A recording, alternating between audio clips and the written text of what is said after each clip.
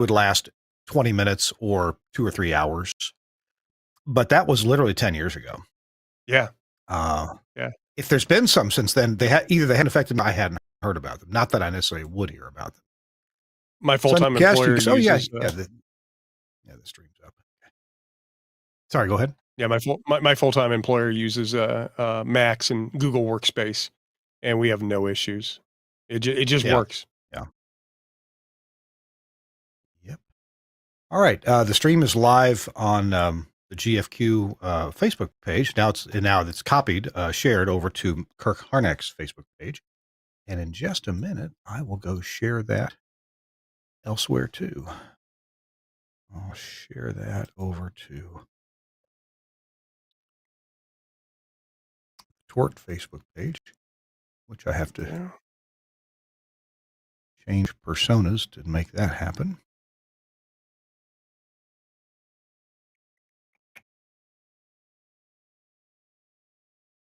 All right, and one more place. Don't see Chris yet. I thought he indicated he was going to be here. Keep an eye out for him. Sometimes stuff happens. Share this over to a group. Broadcasting Club. And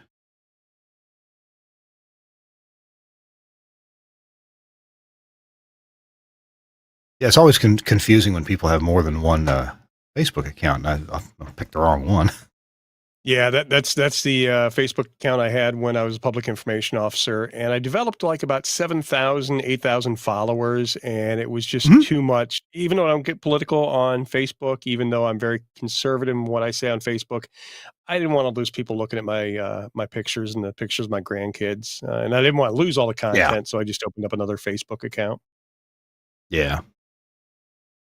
Yeah, I thought, being on radio and doing a little bit of TV, put me out in the spotlight, but when I became a public information officer, I couldn't even go out to dinner, without getting an interruption, somebody coming up and talking to me and asking questions about the police department or, yeah, I had to be very careful.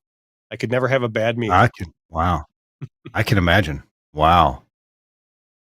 Uh, almost done here. Okay. We haven't heard from Chris Tarr yet. Let me send him a quick text. Send him a quick text and just to be While sure, you're because doing that, if you before this winds up on the final product, I'll say, "Hey, sweetie." She just messaged me and told me she's tuned in. good.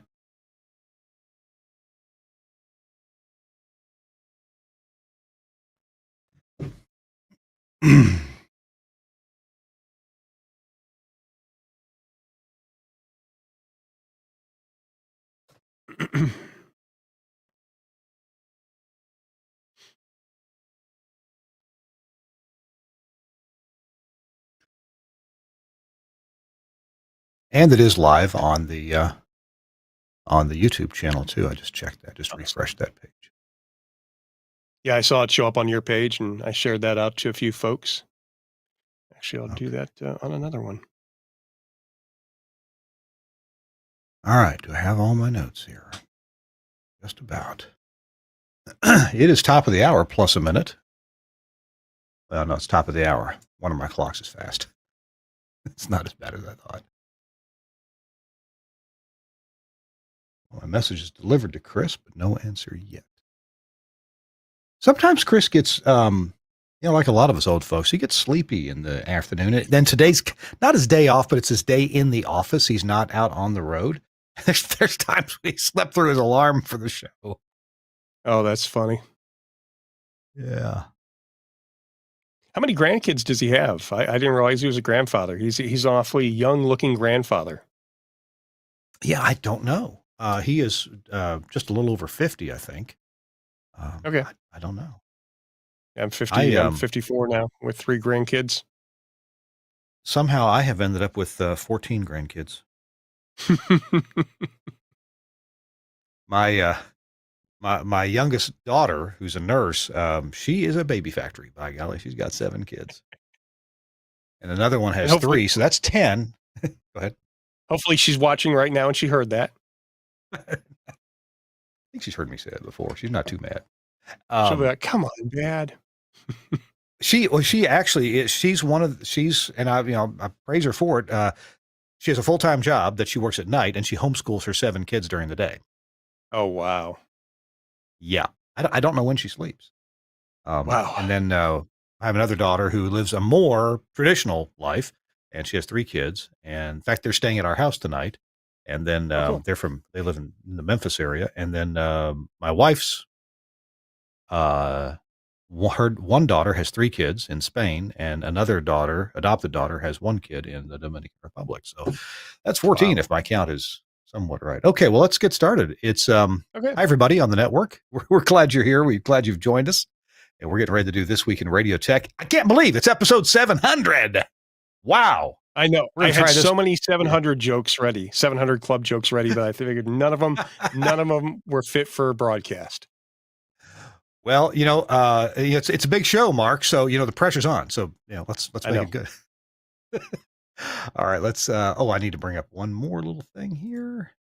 Have it ready.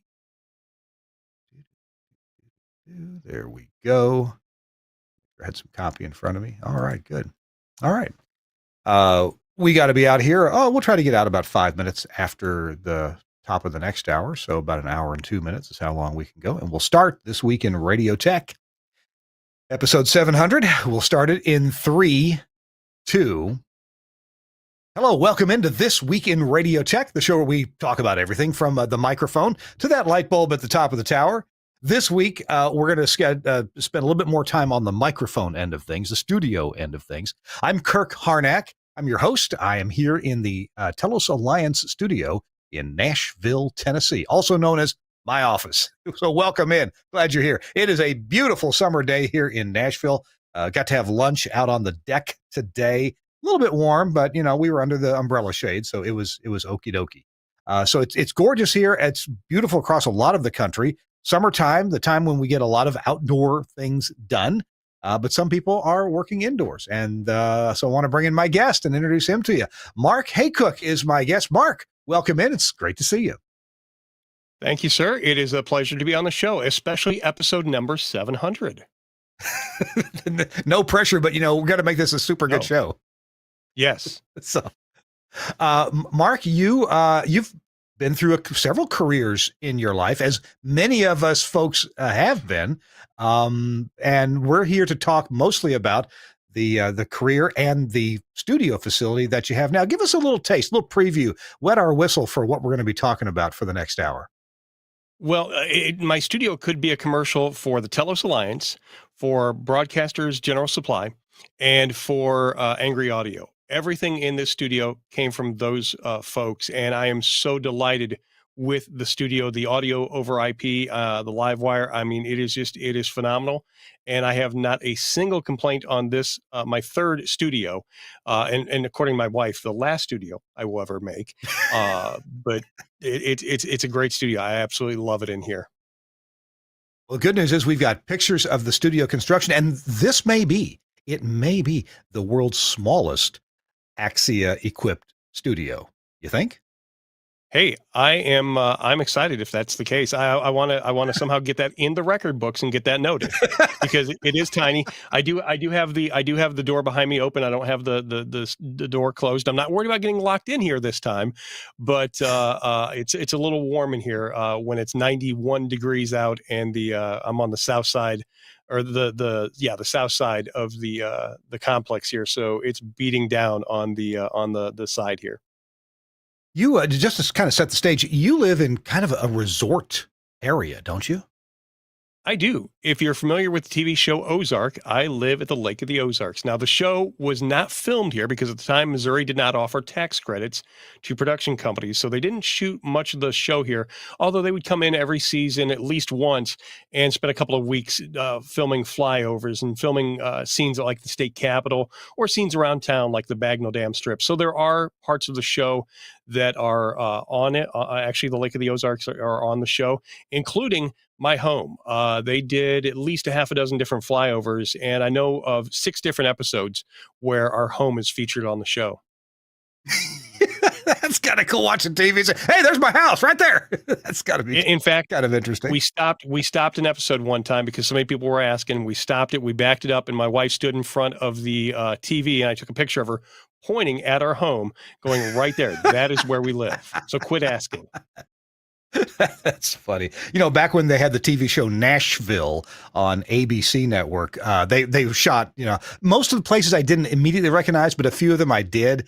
And there are occasional articles about, here's the address of that house and here's the address of that house. And one of the houses, my wife at the time was looking through the sale papers at what homes were for sale. And she said, oh, look at that.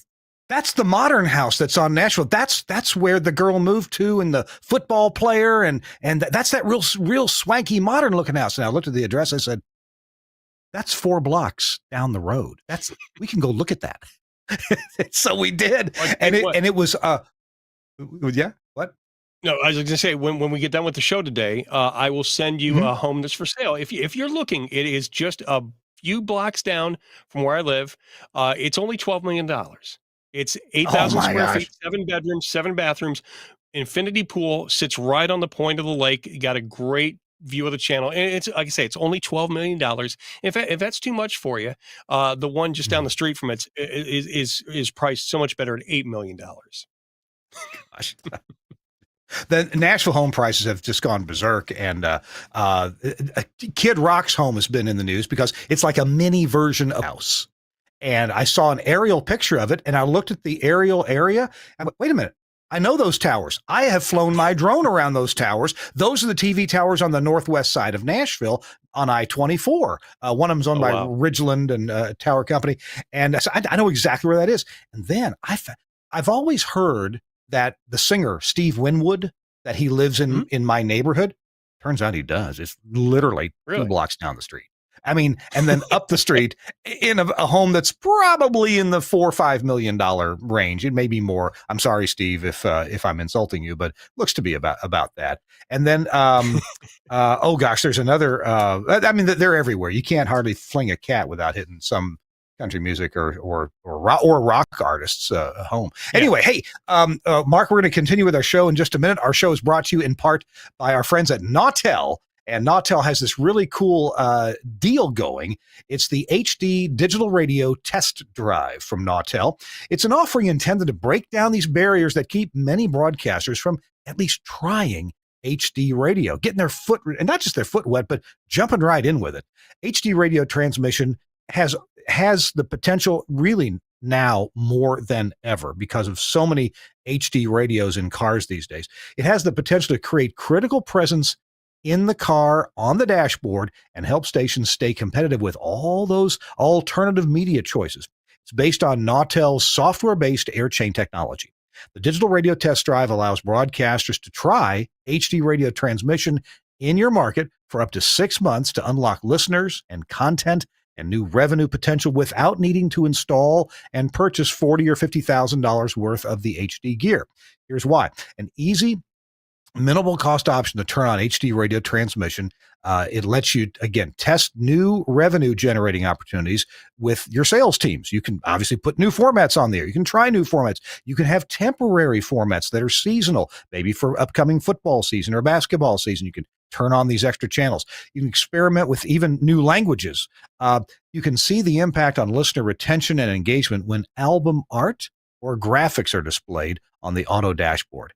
And you can counter against competing alternative media, the satellite services and maybe some streaming things.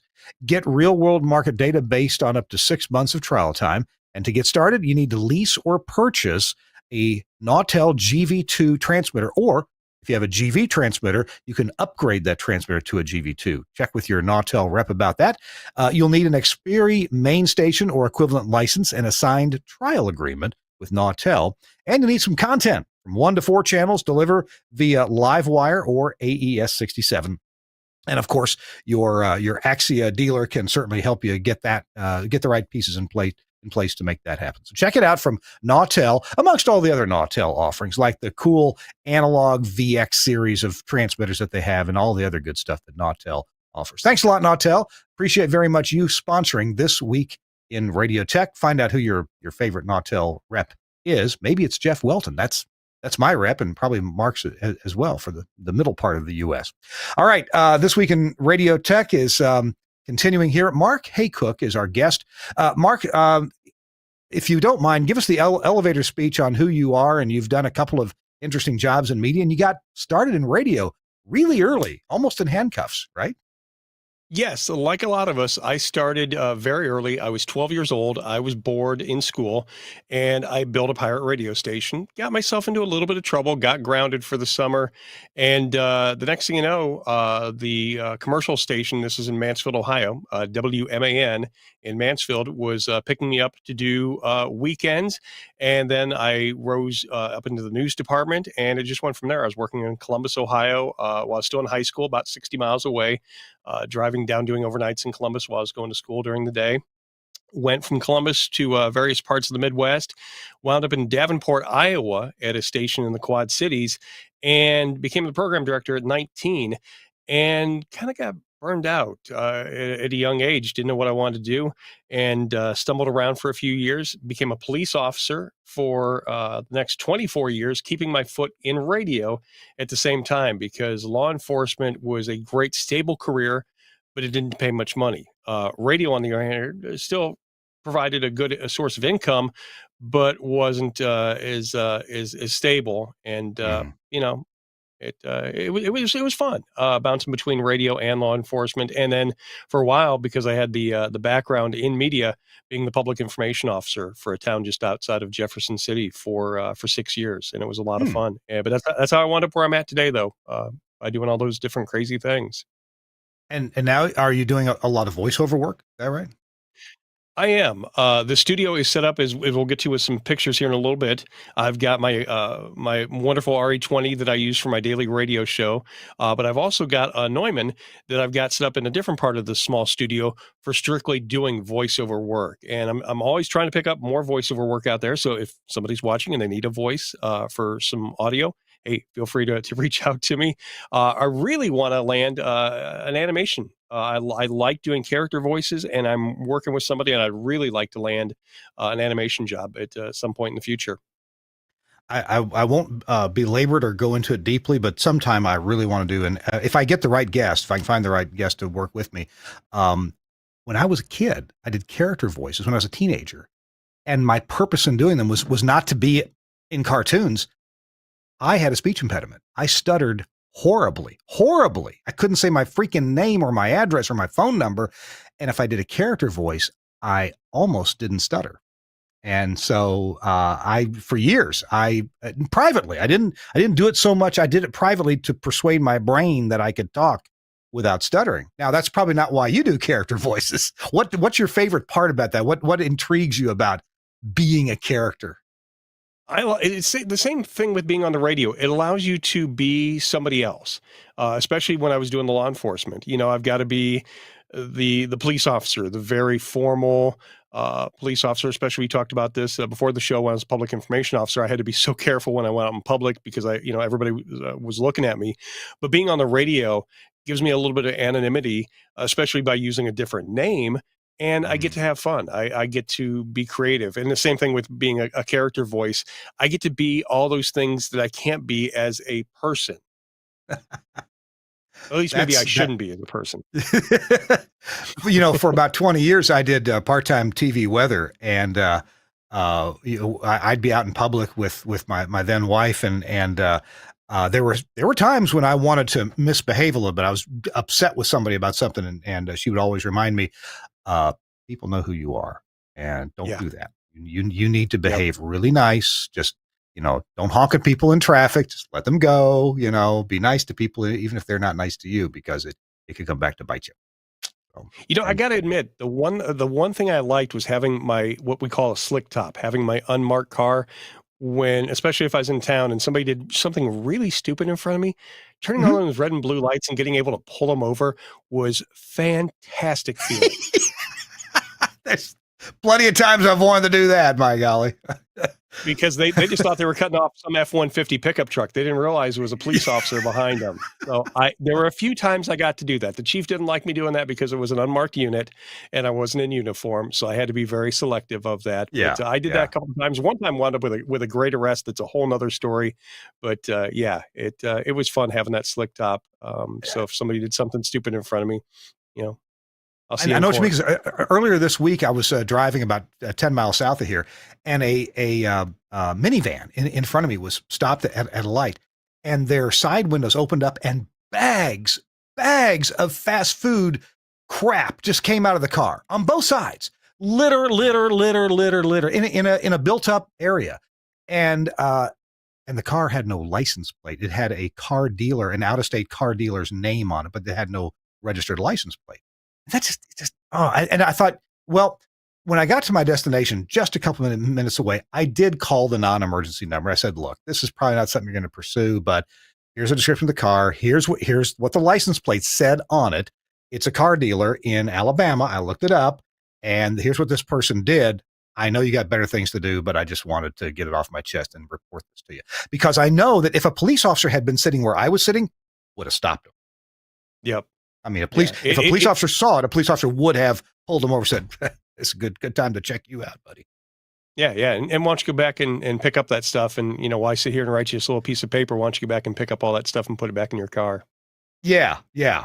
So anyway, hey, we're not here to talk about that. Let's talk about, in our limited time, let's talk about the studio. And I say studio, and you can't call it a studio. You live in a place that has a couple of restrictions, and adding a room to your house ain't something you can just do. So tell me about what has to come out of your mouth when you talk about your studio.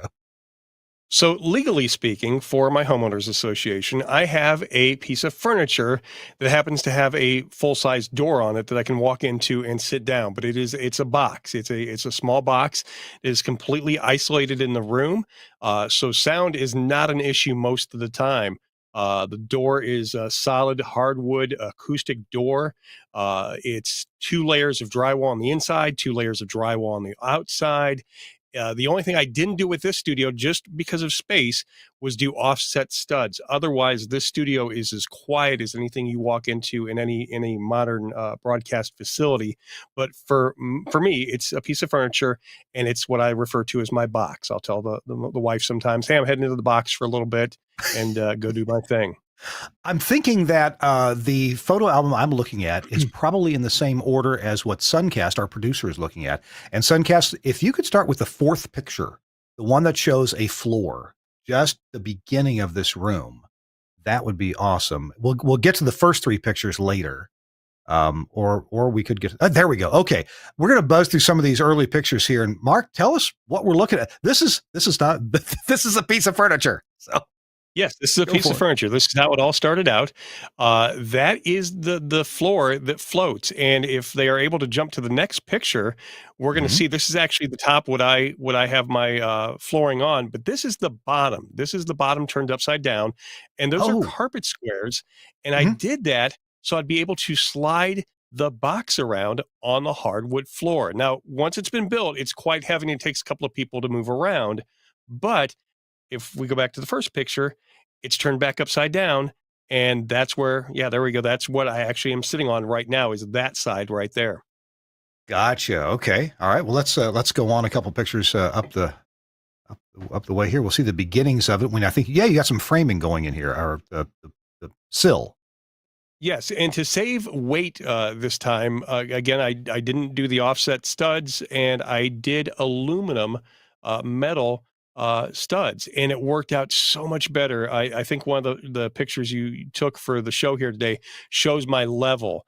I'm so OCD that I suffer from CDO, which is a little bit different from OCD. It's the correct order of the letters. Yeah, actually, I may have bumped that. I may not have included that picture. I'm sorry, but trust me, there was a picture of a square and a level in all the pictures that Mark provided to me, and he provided me so many pictures, but I couldn't. I knew we wouldn't have time for all of them. So let's move on. Okay, what's going on here? Oh, There's the level. Yeah, just showing Oh, it me, is. framing Oh, this up. oh, Yep, yep. awesome. And just Okay. showing me frame it up. I had to use some temporary cross braces to keep it nice and square because after I got each wall squared up, I put a temporary brace up because the metal studs are very flimsy until you get the sheetrock on. Yeah. But I continued it. If you want to jump ahead here, some more slides, I just built it up slowly, and there it shows the inside 2 layers of sheetrock. So that gives that, and they're offsets. That really gives that sound, that dead sound to the studio. In fact, when we get into some of the other pictures, we will see that I've got a hardwood floor, a laminate hardwood floor in here, because when I was working with the audio engineer to get the acoustics right in here, it was almost too dead. It was almost too quiet. We needed to liven up the room some by giving it a hardwood floor, and they're just What showing caulk? some. Yeah, what caulk did you use there between Yeah, this is that's between the something with the called drywall? green glue. Green Green glue, and glue. I Okay. don't know. All right. There's somebody watching right now that's probably falling out of their chair, going, "Why did he waste his money on that?" Because there are just as many people that will tell you it's a waste of money as there are people telling you, "Yeah, that actually does help with the sound insulation." It's just Hmm. another little layer there that helps absorb that sound, so it doesn't transfer from the outside into the studio. Okay. What's next here? And, Oh. we, of course, got the rock wool insulation in there as well, and, it just as best I could make this, I did. In fact, living at the lake here, we are within, a few hours drive in many directions of several Air Force bases and several military, Army bases, that Mhm. we have, A-10s fly over on I don't wanna say a daily basis, but at least a weekly basis, and I can be in the Mhm. studio and totally miss the A-10s flying over. I do not hear them. And you called that insulation rock what? That's rock wool. That's rock wool insulation. It's a Okay. special type of insulation. It's not designed for warmth or heating purposes. It's Yeah. designed for sound insulation. In fact, a Okay. lot of Okay. builders now are using rock wool in homes as they build master bedrooms because it offers such a Oh, great sound insulating factor that they will use that, especially if you have a bedroom next to, say, an entertaining area, living yeah. room. They will put Yeah. that in there in the walls. Okay. Cool. What's next here? And don't look at the purple there on the bottom. I spilled some of the glue putting the conduit together. But again, to keep the noise down, everything that goes into that room is in conduit. So what you're seeing Mm. there, the small one is the electrical, and then the bigger one up above that is how I bring my network into this room, and how I also bring in the computers, because my computers sit outside of my studio. One, because I didn't want the heat in there, and even though computers have gotten a lot quieter with the fans, I didn't want any fan noise in the studio. So I'm running HDMI cables and network cables through that bigger conduit there at the top. Cool. Okay. Let's take a look at one more picture. Another one. Yep, All right. just same thing there. Um, go on here. All right. What's next? Oh, yeah. So Yeah, you've just got the rock wool. backside. Yeah. Yep. Yeah, they got the rock wool, between the conduit there up against the drywall, and we can just keep going on these because they're just showing the same thing. And there, the square is actually, you'll see that a little bit later. The square is actually where the cables do come into the studio, and I use that little box there to help bring them in from the conduit because I might have exceeded the Bixby standards for the amount of cables that I put into that conduit to get them into the studio here. Because no matter how much you plan and how much you go, oh, I've got enough room, when you start pulling the cables, you go, oh, wait, I need one more cable for this. And, it'd be nice if I had this. And the next thing you know, you've got your inch and a half conduit completely full. Okay. Let's hit another one here. And this does have a Okay. separate, it is truly a box. There is a separate ceiling that's separate from the room ceiling here. It has a Mhm. top, it has 2 layers of drywall, sheetrock on the top of it, and it has 2 layers inside as well. So again, 4 layers of sheetrock. And by the way, I have to thank my wife. She carried this drywall up to the 4th floor with me. Oh. 4 by 8 sheets Oh. of drywall, and, she'll probably text me here because 'cause I'll probably get this wrong. I think we carried up 40 sheets of drywall. Wow. Wow. My And goodness. she's just 5'2". Mm-hmm. So she's just 5 a foot. little girl, and she carried she definitely, yeah, this would not have been possible without her. And so this, as you mentioned that, and somewhere we got a picture of the little bit of space between the top of the box and the ceiling in that room, but there is some space there with 2 or 3 inches maybe at the most Yeah, yeah, of for space. the Yeah, ceiling especially. The ceiling is only a couple of inches. The walls, there's about a quarter inch. I just didn't want anything touching the physical room other than the yeah, floor, 'cause I yeah. couldn't float it. I tried to do as best I could with the foam and the carpet squares, but yeah, it's really soundproof in here. I'm very happy with the sound.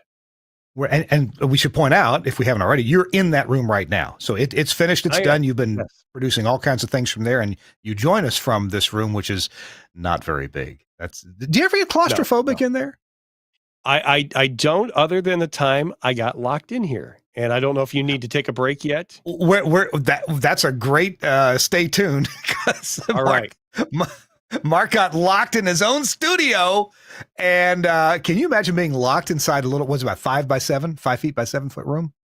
I wanna say that, yeah, I'll have to look here real quick, but, it's not much bigger than that if it is. Okay. Okay. Mark Haycook is our guest. His company is called DMark Media. And Mark has done all kinds of things in the broadcasting realm, mostly behind the mic. But we got some pictures coming up of some of Mark's handiwork. And you're going to be impressed. You're going to be really impressed by how neat he is. He already, admitted to being very OCD, and you can tell by how neat his wiring is and how much it makes total sense. This week in Radio Tech, I'm Kirk Harnack. Delighted that you are with us. We're talking, as I said, with Mark Haycook today. He's in the broadcasting business. Does voiceover work for radio stations, but he also does voiceover, for professional applications, commercial, movies, books, that kind of thing too. This week in Radio Tech is brought to you in part by Angry Audio and this amazing new Rave console. We've been talking about it for almost a year, and it's shipping now. It really is. I know they had to get all the stuff in a row, all the parts in a row, all the supply chain in a row. This is the Rave radio mixer. Now, it's called a radio mixer, but it's great for podcast studios as well. This is an analog mixer with 8 stereo inputs, 4 mic inputs. I know that because it says that on the screen. It's got 2 stereo mix buses in it and 2 mix minus outputs with talkback, plus a monitor section, flexible and powerful for that, and an output for studio guests and talkback, plus beautiful metering and tallies, off-air preview on every single input, and premium long life components. It's got nice design margins as well, and broadcast grade construction. Hey, like me reading these? This is so easy. Silky smooth faders. I've tried them. Avionic style switches and LED illumination so the bulbs do not burn out. Low noise mic preamps. They have phantom power available. You can switch that on. And remote control logic is there as well. So you need to push a button and start something else, you can. Studio hub connectors to make the wiring easy peasy, and an internal power supply. It's really gorgeous. This thing it's heavy. This is no lightweight. This feels good on your desktop. So if you want a console it's right in the $2,000 range, you check with your dealer, see if you can get any discount off of that. It's easy to plug in, easy to wire. Of course, it has XLR connectors for the mic inputs, but it has the RJ45 Studio Hub Plus connections for everything else, for audio ins and outs. Now, this is an analog console. It's not AES EBU. It is not LiveWire or AES67. This is an analog mixing console that is perfect for a lot of applications. Check it out at angryaudio.com. You can see that same little video that we just watched. This Week in Radio Tech is also brought to you by our friends at Max Connect. Now, we've been talking about Max Connect Wireless for a long time, and that's worth talking about. If you want me to remind you, Max Connect Wireless offers you 4G LTE access points to get internet data from a local cell carrier. And these things are powerful.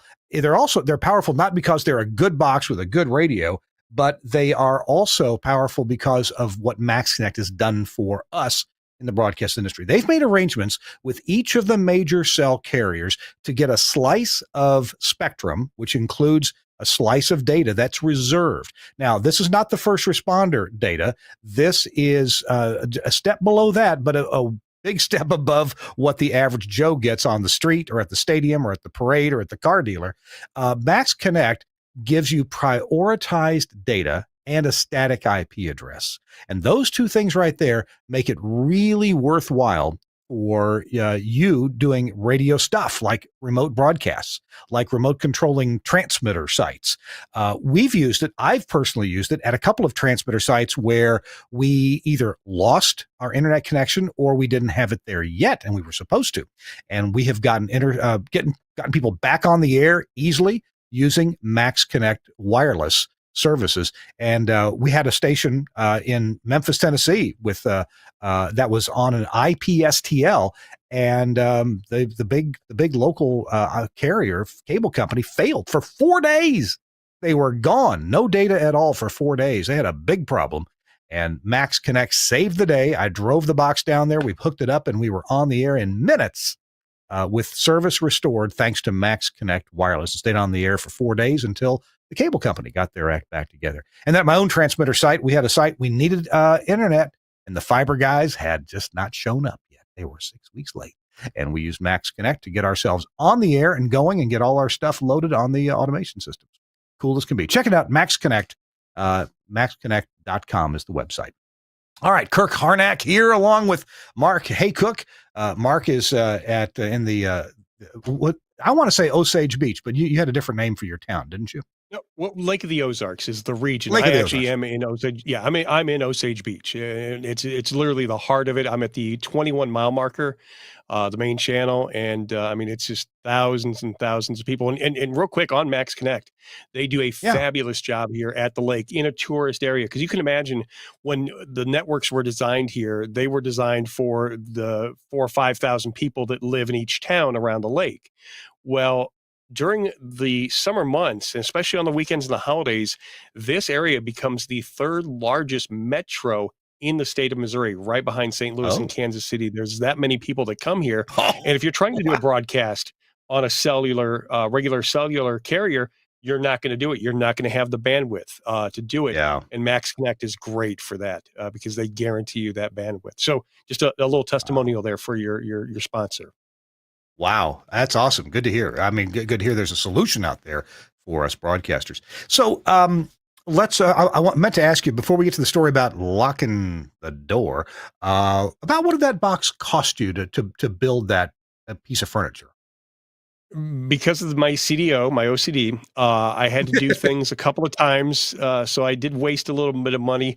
Overall, under $10,000 for the entire studio, and $4,000 of that is the door that we'll talk about in a minute. That door was $4,000. Oh my gosh! All right. Well, let's get right into it.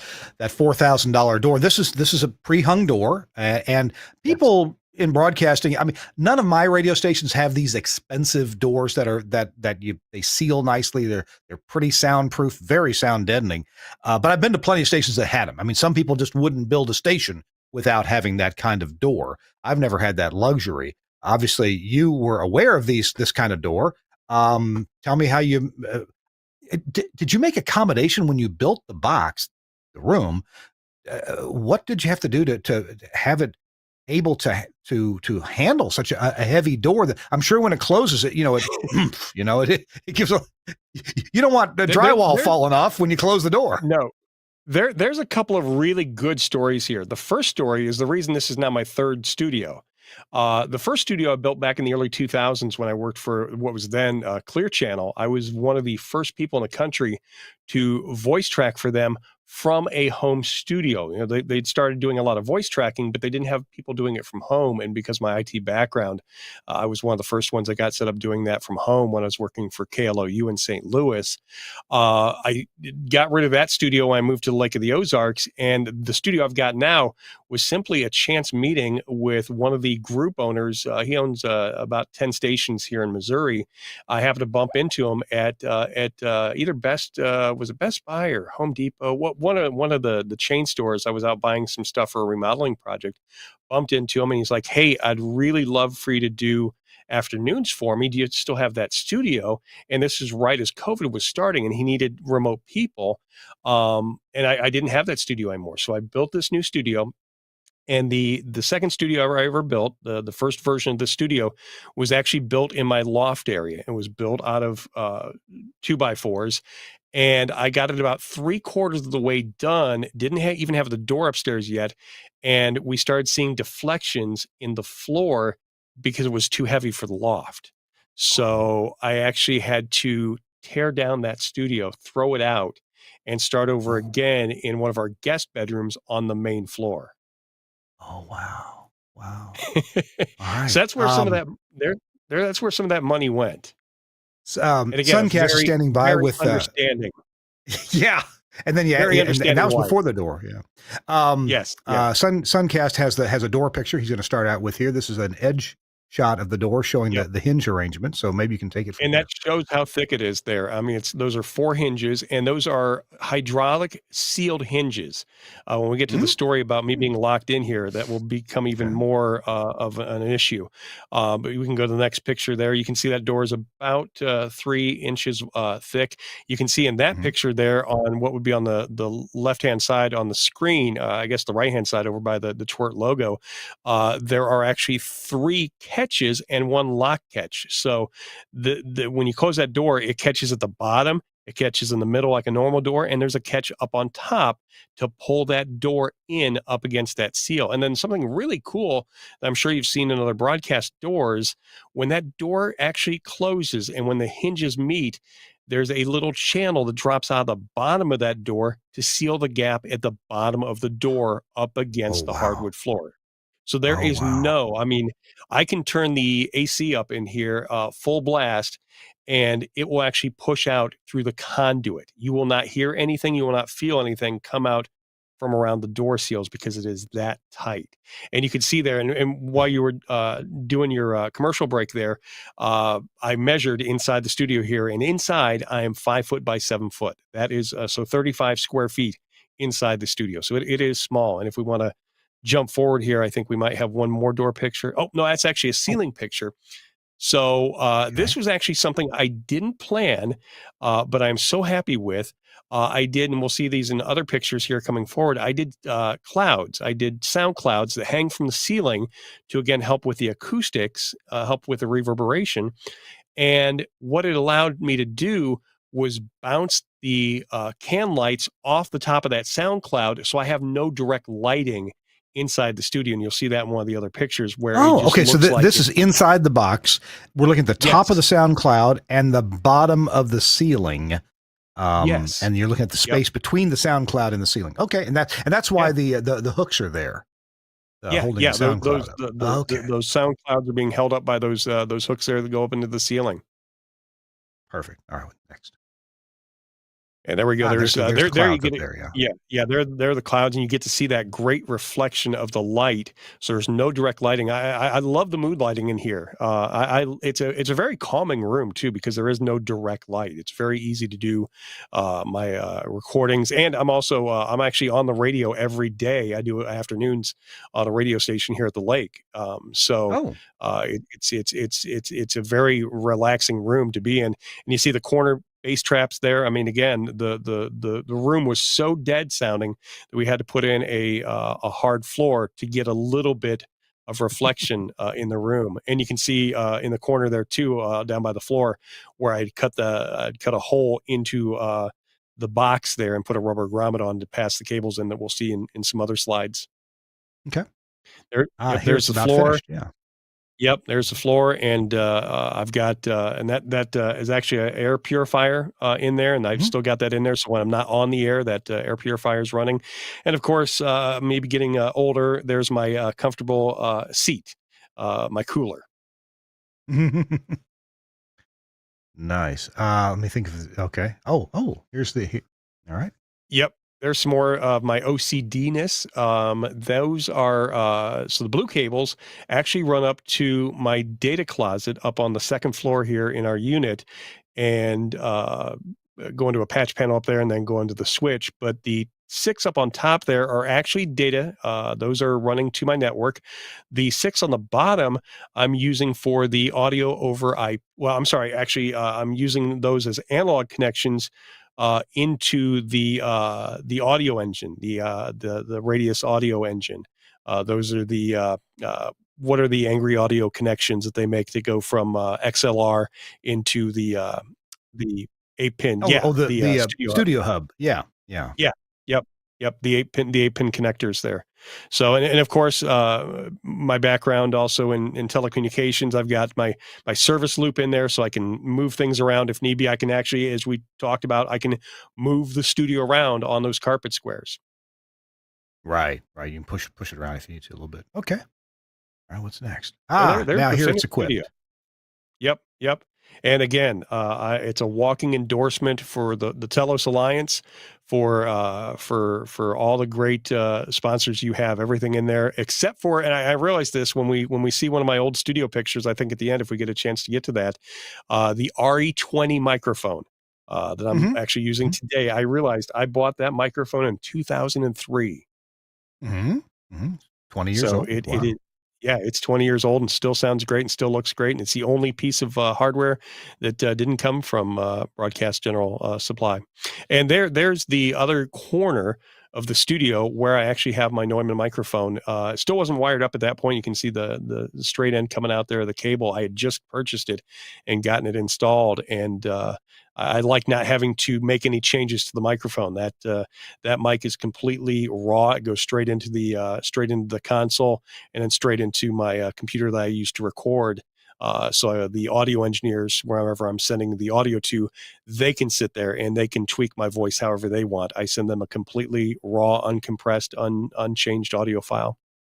And I'll point out that that console that you have, the Radius console from Axia, and it's got an external box, which is the core integrated engine that Yes. has a couple of mic preamps built into it, with or without phantom power. You can turn that on or off, and obviously the EV microphone that's shown right there, you don't need phantom power, but the Neumann, you do need phantom power for that.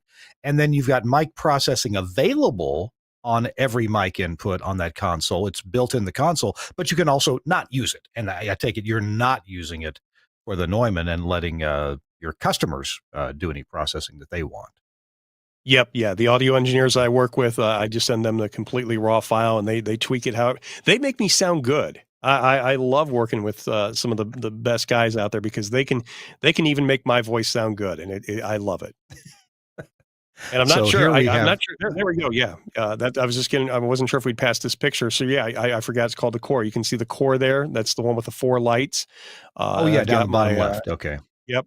I've got that in there. So again, I want to keep the heat down in this small studio. So I have the very minimal amount of equipment in there. I've got, I don't even have my UPS in here. It sits outside. But I've Now, got a, mhm. go ahead. That furniture there looks like OmniRack's furniture. Is it? Yes, it is. It is. Yep. And in fact, they had gone into the business studio or business furniture environment. And that's how I got reassociated with the great folks at OmniRacks when everybody started working from home. And before I had the studio completed, I bought a home desk for my home office from them. And then when I started building the studio, I'm like, well, I know who to get to do my studio. I'm going to go to OmniRacks. We have one more picture, and it's a blast from the past. Let's take a There look. we go. Yeah. There's that RE20 that I'm still using today, but that is my old Auditronics board there, the old, big CRT monitors, the ViewSonics. I think those were ViewSonic 20s, which at the time were just, ginormous. And you can see Hmm. off on the left side there, that's, the old, Next Gen. And again, that was tied into the Clear Channel, data network, and I did, several stations besides KLOU in St. Louis. I did several stations from that box, and it was fantastic. I love being able to do what I do, and make it sound like I'm live on the air. In one of the previous pictures we saw, I've even got a Telos VSET, and I've got Mm. Hmm. the Yeah. Telos unit to put callers on the air. So even though I'm not live from 2 to 6 in the afternoon on the station on the air here at the lake, I still will do contesting, and the studio will just forward their lines to me, and I'll take all the sounder will play. I'll take the winner, I'll record them, edit it down, and I can still get it on the air, voice tracked, and sound like I'm live.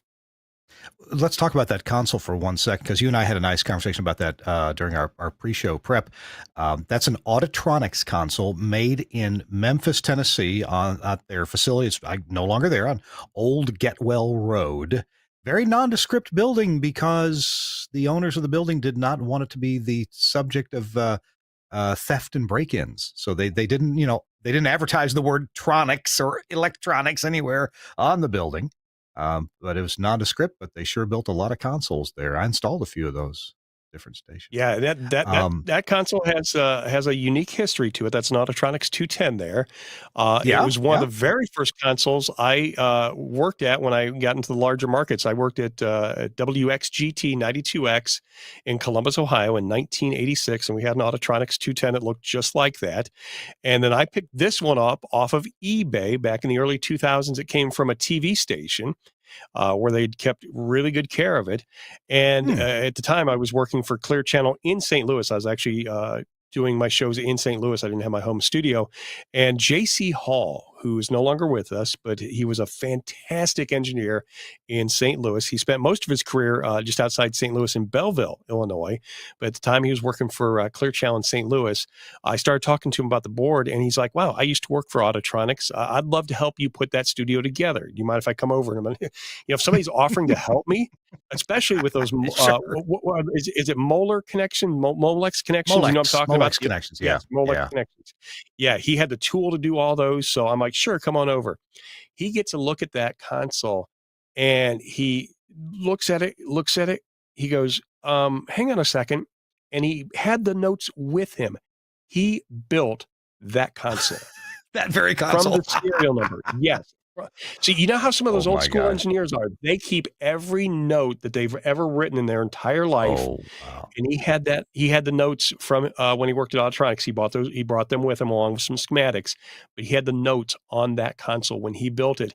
And what gets even crazier, that console, its first life was at Great Charles Broadcasting, who owned 92X, the radio station I worked at in Columbus, Ohio. That console actually wound up in their Dayton, Ohio studios, not in Columbus, Ohio. But I've had a history with that console several times, and it was a lot of fun putting that together with JC. Can't get rid of it. It keeps coming back. Yeah, that's amazing. It does. Hey, we're going to take a quick commercial break. And by the way, speaking of Auditronics, I'm friends with him on Facebook. Maybe he watches the show. Shout out to Duncan Fuller, who worked at Auditronics for many, many years. One of their design and production engineers. Great guy, super smart. And I got to do some work with Duncan as a contractor, because I lived in Memphis. So I did a little bit of contract work for them. So anyway, great to have Auditronics. They were a wonderful, wonderful company and built some great consoles. Hey, we're talking to Mark Haycook. He is a voiceover guy with some beautiful studio chops and little engineering chops too. We're going to take look at a couple more pictures coming up after the break of some of Mark's work. And I think as engineers, we all can learn from that.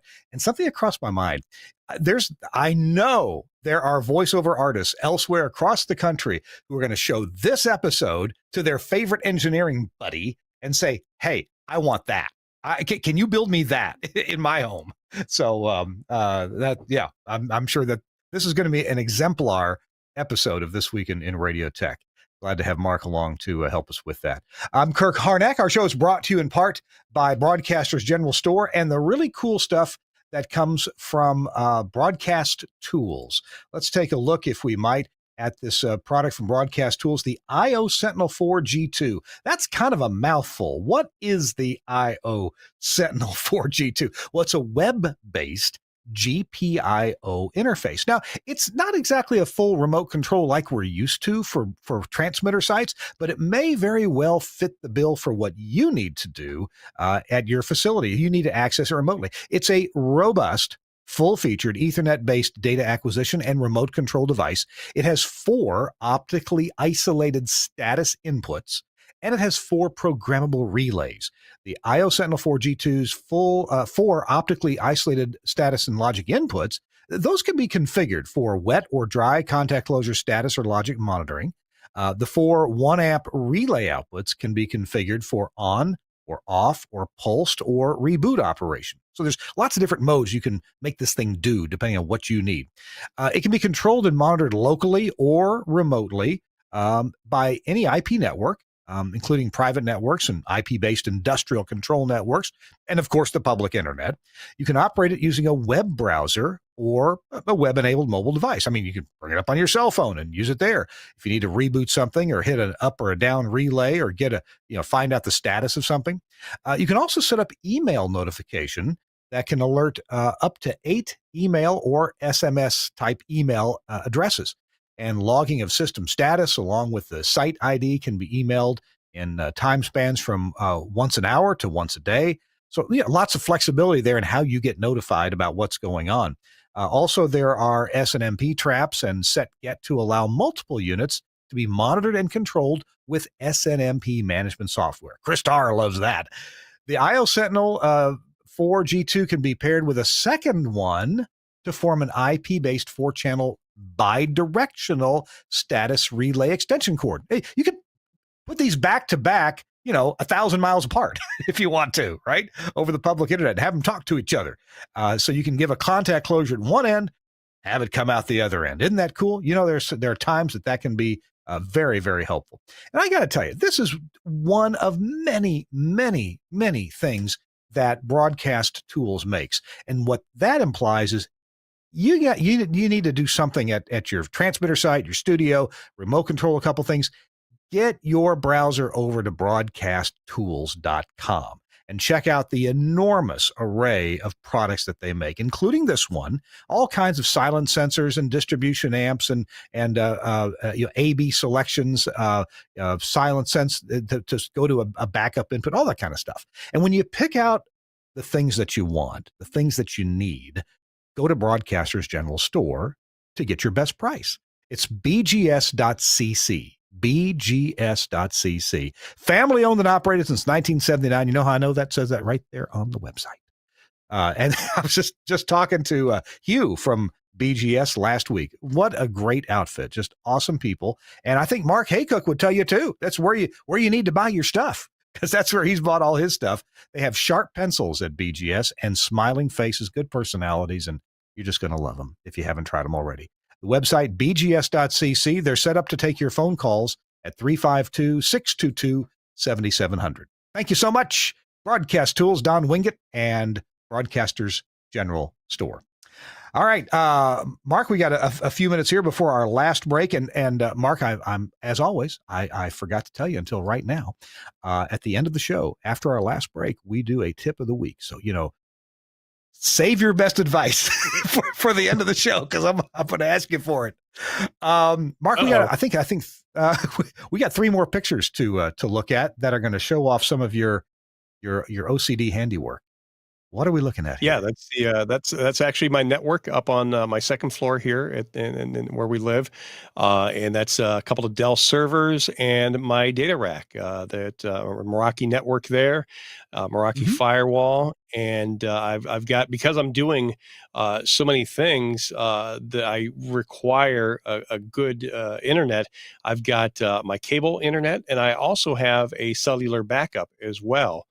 So should the cable go down, I don't have to worry about that. So right now, if we lose connection, you wouldn't even know it. The picture might look a little fuzzy for a couple of seconds, but then it would be great. And I've also got my Mitel phone system there as well, and that's how I bring the SIP trunks from my carrier into the studio. All right, before we go to the next picture, I have questions. You mentioned a couple of Dell servers. I see. Are those hanging vertically on the wall? Yes, because I'm limited on space. I couldn't fit a 4-post rack in there, and I came up with this idea when I worked at the phone company a long time ago for mounting equipment in tight spaces. I just used a couple of, I think that's a 3U rack there, and I put one turned up for the front of the servers and one turned down for the back of the server rack rails, and they slide in just perfectly. Now, I'm not going to get them in and out once I've got the other another rack mounted up there on the wall. So I'm pretty much taking things apart if I need to get in there. But Yeah. that was just a Yeah. temporary solution. But yeah, that's definitely an option for somebody if they're really tight on space. Now, in the rack that's mounted to the wall, the kind of normal kind of equipment rack you have bolted to the Yep. wall, is that on hinges or is it just fully bolted to the wall? That one's on hinges. Yeah, the Oh, side okay. actually opens up on that. Okay. And now you mentioned Meraki, and I've certainly heard that name. I knew of them. I want to say before Cisco bought them. What to you? And we're not here to promote a particular brand, but there must be a reason why you chose some Meraki equipment there. What does that do for you? What's the benefit there? Well, for me, at the time, I was working for a managed service provider, and they were Hmm. on Meraki, so I was able to buy direct from Cisco, Okay. very, very cost effectively. So that's the primary reason. The other reason is Meraki is just so easy to use. I work with a couple of broadcasters in Missouri, and I help them with their IT, and I put all of them on Meraki gear because it's all cloud based management. So if they have a Mm, switch that goes bad, or if they have a firewall that goes bad, I don't have to have something shipped to me, configure it, send it to them, and try and explain to them how to get it online. I just Meraki sends them an overnight piece of a replacement, and they plug it in, and boom, they're back online. Just that easy. So if that you're sounds really managing interesting. multiple Okay. locations, yeah, if you're managing multiple locations, I cannot say enough good things about Meraki. That's really that's intriguing. Okay, okay. Um, wow, I need to look into that more for myself. Okay, good to know. Yeah, for And your then you said stations in well, you for your stations in the or is it American Samoa? yeah, yeah, they're a fur Yeah, piece away. yeah, yeah. That would be so easy to manage that network and be able to make changes to that network through the Meraki dashboard. Cool. Okay, interesting. And then you mentioned a phone system. I take it is that kind of an asterisk based SIP phone system you have there? No, actually, it's Mitel, Mitel Business Yeah, System. I run a yeah. separate Windows server for that, and Oh, okay. it's all proprietary Mitel. They might be running a That's flavor right. of Asterisk in there, but it's actually a Linux-based box. I take it back. They aren't Mhm. running anything Asterisk. It's all Linux-based for their hardware. Okay. Interesting. Anything else about your IT setup that you'd like to pass along, unless it's a tip of the week that you want to No, hang on no, to? it's just, I'm very OCD. I just happen to think though, I'm looking at the time, we wanna save time for the one story we haven't talked about, me getting locked into this room. Oh, oh, do you want to save that for as the tip of the week, or do you want to do it We right can't. now? We can make it the tip of the week, and the tip of the week is Okay, not okay, to get okay, locked in a studio. okay. Well, tell you what we're gonna do. We're gonna break format just a little bit, and we're gonna go ahead and do because I know this story is gonna take a few minutes. This is an amazing story. You've got to stay tuned for this story, and isn't that a sweet way to get you to stay tuned through the next commercial? And so let's go ahead and hear from our sponsor, Broadcast Bionics, and their virtual rack. And I think Suncast, because I've surprised him here, he's going to show you a web page that's on the Bionics website, bionics.co.uk. And this is about the virtual rack. And they want you to know that broadcast hardware that isn't hard. Um, I've been a big advocate of software based broadcast infrastructure for some years now because so many other industries are doing this, and in broadcasting, we're a few years behind, but we're catching up. Although I got to say, the job is a little bit harder because in broadcast, we want to pass audio, at least in radio. And then, of course, TV broadcasters have video involved too. But in radio, we've got real time audio. So a lot of your software based functions in other businesses are transactional based. They're processing some data, and if something gets delayed by 5 milliseconds, who cares? It's not that big a deal. But in audio, it's a huge deal. In audio, it's got to work really right. And that's why people like my employer, Telos Alliance, or other companies like Sound4 or 2WCom have had to work really hard to make sure that their software offerings basically work in real time in the operating system environment, Linux, that they're operating in. And there's this standard that's been around for about a dozen years now called Docker. And this is software container technology. It's very efficient. And so many data centers are using this. Well, Docker containers can there's a steep learning curve to learn how to install this. This isn't just like installing a piece of Windows software or something on a Mac or even something on a Linux box. This is, installing Docker containers, especially when you've got more than one network internally involved, can be complicated. And that's what Broadcast Bionics has solved for you and for me. They have this device that is called the virtual rack from Broadcast Bionics, and they have this dashboard. When you turn the thing on, you browse into it, you're presented with this dashboard, and it's like an app store. You pick out the broadcast functions that you want to install, and it is not child's play what goes on behind the scenes here. Broadcast Bionics has worked very, very hard to make sure that these Docker containers, these software containers, install properly and set up the correct networking inside the box so that you can connect it to your networks, because most of them are going to be more than one, outside the box. Okay. So you can, if you want an audio console in this virtual rack, you click on the Telos Alliance Axia Altus audio console. You want a phone system for your radio station, you click on the Telos Alliance Telos VXS phone system. You want you want some processing or some codecs from Sound 4 or from 2WCOM. You click on those, and the magic of the virtual rack, it installs them for you. Now they're not licensed yet. That's a separate thing. You still need to go buy the license for the respective things that you're doing. But most of these work on a demo basis anyway, to some degree. So you can try it out, make sure it's going to work for you, make sure your IP addresses are correct and all that, and then you can go license it from the respective manufacturer. This is so cool. And of course, they have ways for resiliency and redundancy. If you want to buy two of these, you certainly can. They will talk to each other. They'll keep tabs on each other. And if one of them fails, it'll just go right over to the other one.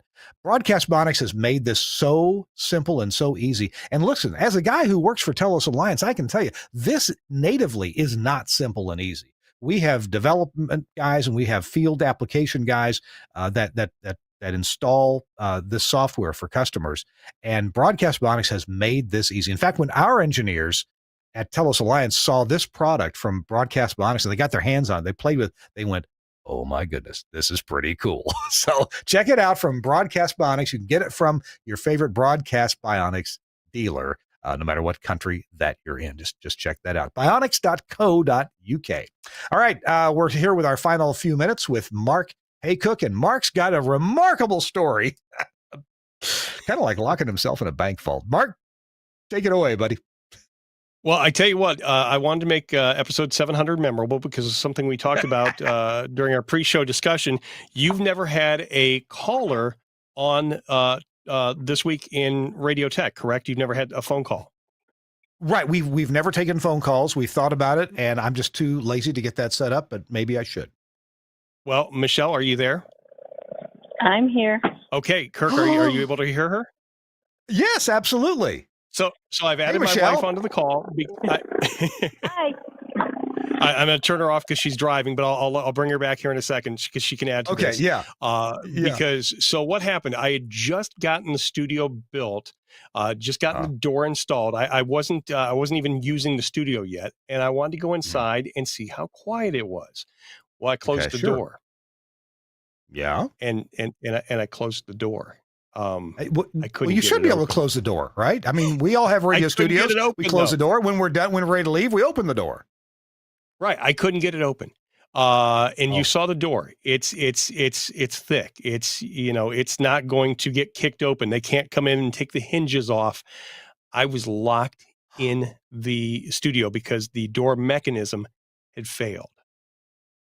By the way, that a lot of people would think to pull the pins on the hinges. And you said earlier, these hinges are different. You cannot take the hinges apart. Correct. Those are sealed hinges. I could not take the pins off. So we'll go back to the phone here. Michelle, are you there? I'm here. So what did you have to do when I was banging on the door and you couldn't help me? I had to call 911 and try and explain to them where you were. My husband's in a box and he's locked in. Yes. Yeah. Right, correct. Yeah. I mean, I could hear her. And she was getting frustrated because the dispatcher had no idea what she meant. Of course, who would? Oh my But the gosh! good news, So, I'm yeah, stubborn and I have OCD, so I sat there and kept playing with the mechanism, and I finally right. felt it catch, and I was able to open the door. And I called the manufacturer, who I would still buy doors from them. This was a Okay. one-off. They've had it happen one other time. They said one other time they've had a door mechanism fail. They knew exactly what happened. They didn't even want the old one back. They're like, "Hey, you'll have a new one tomorrow morning," and they overnighted me. Express overnight. I had it the next morning before 10 o'clock in the morning. But yeah, I was Wow. waiting for my friend from the fire department to come in with a chainsaw and start cutting apart that $4,000 door that I just put in there. Oh my goodness. Oh my goodness. And to this day, Michelle, will you go in the studio and let me close the door? No, I will not. So when you do voiceover, Michelle has to be out of the house, right? She doesn't know. She's like Yeah. la la la la la la la la la. Right. Oh my gosh. Yeah. Oh my Yeah. gosh. I cannot get her to go in the studio. I put the grandkids in there. They're fine, but she will not go in the studio and let me close the door. Oh my gosh. What is she afraid that she might get stuck in there with you? Yeah. Yeah. Yeah. Oh what a fate. That'd be terrible. Well, Oh there my you go. goodness. You've had Well, your first phone call yeah. on the air. First phone call. Well, you know what? Gee, maybe I should check out one of these Telos things like you have and put callers on the air. You think I should I do know that? somebody who might be. I know somebody that might be able to help you. I should do that. You know what? I've got a Telos VX right here at my office. I should absolutely wire that up. Now I got to get a console. I got a console. I could make this happen. I really could. But the console I have is 4 feet long, though. It won't fit on my desk. It's on the other desk. I'll figure out a way to get it done, Mark. You've inspired me. You and Michelle. Thank you, Michelle. Thank you for calling in. You're the not only is the first phone call, Michelle's the first caller. Mark, tell Michelle what she's won. She's won an evening with me at home. There you go. I should send you guys And a she's Telos speechless. Alliance mug. I'll send There you a we nice go. insulated mug. Okay. There you good go. deal. And she'll Well, use it. She'll use it. Listen, it's the only one. We have different insulated mugs here at our house. It's the only one that keeps stuff cold overnight on the nightstand. So when you wake up at 4 o'clock in the morning and you just got to get something in your, got to drink something, there it is. Of course, my wife, it's usually half full of tequila. But anyway. All right. Well, good. That's the story. The locked myself in my brand new studio story. That's incredible, Mark. All right, Mark, I want to thank you for being with us. I can see people wanting to emulate what you have built there in their own homes. And honestly, it's so clean and when I say clean, the Axia network, the core, the Radius console, I mean it's just so clean. The audio is just amazing. I'm just so impressed with what you guys have been able to do with audio over IP. That is awesome. Awesome. Hey, Mark, we're out of time. We've come to the end of our show. Don't hang up, Mark. We got to get a picture of you for the show. I want to thank you, Mark Haycook, for being on the show. We'll have contact information for Mark at DMark Media. Is it dmarkmedia.com? Is it that easy? Yeah. Actually, I don't have much of a website up. In fact, I think after my last server failure, I might not actually have any website up, but it is. Yeah, it's dmarkmedia.com. Mark, M-A-R-C, at dmarkmedia.com. All right. So people want to hire you for voiceover work. You charge a lot of money, but you're well worth it. Thank you. There you go. Thank you. Hey, I want to thank Mark for being on the show, and thanks so much to Suncast for producing this week's show, This Week in Radio Tech. And I'm frantically, I really should have this information in front of me. Next week we got for show 701, a really favorite guy favorite of the show is on, Tim Barry. Tim Barry is going to talk about planning for this fall's sports remote broadcasts. And Tim Barry knows about this because he's the sports remote guy for the University of Tennessee Vols Network. And that means there's a lot of pressure on Tim Barry because if there's a problem with the broadcast, oh my goodness, tens of thousands of people and millions of dollars are all at stake. So Tim Barry knows what he's talking about. So hope you'll join us next week for that. And we'll see if we can get Chris Tarr back on the show. We got to go. And thanks very much again to Suncast. We'll see you next week on This Week in Radio.